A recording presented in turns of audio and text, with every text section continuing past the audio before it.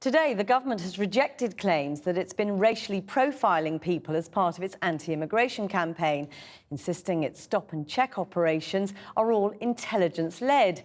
But the equality watchdog is now investigating the campaign after officials boasted on Twitter and the Home Office website page how immigration offenders had been rounded up, though they later called them suspected offenders. Our Home Affairs correspondent Simon Israel has more. This was one of yesterday's immigration raids, which didn't go unnoticed by concerned communities. Enforcement officers barred the entrances to a shopping centre in Southall, West London, while suspected illegals were rounded up inside. This restaurant lost its chef. Other stalls lost shop assistants. Eyewitnesses say immigration had warrants for 2 girls, but several more were detained. When I was the first one, so they just took my fingerprints and everything, because obviously I'm legal, so I was out of trouble.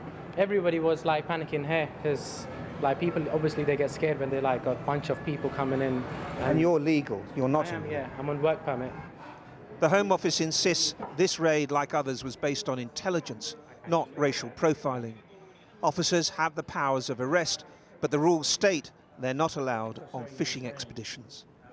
This area of West London has seen many immigration raids over the years. It's been one of enforcement's hotspots.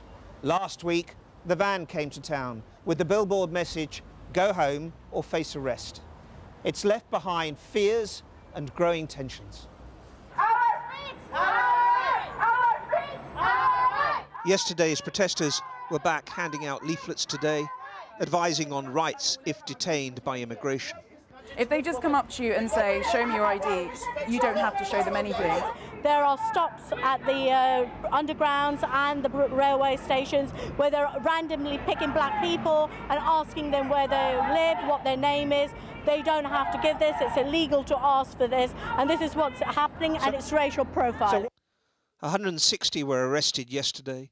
The Home Office tweeted a running total and pictures. This is a first.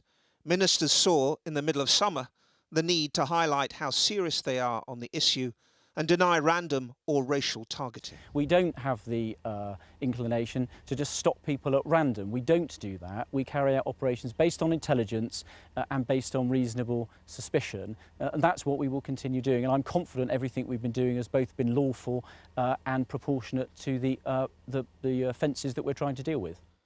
Yesterday's attention-seeking operations followed last week's van tour of 6 London boroughs with this stark message: go home or face arrest. It's a message the EU Commissioner on Home Affairs describes as disturbing and offensive.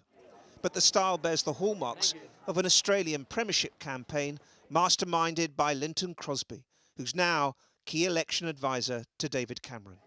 We will decide who comes to this country and the circumstances in which they come. The rhetoric has yet to reach those levels, but in the pipeline are yet tougher laws.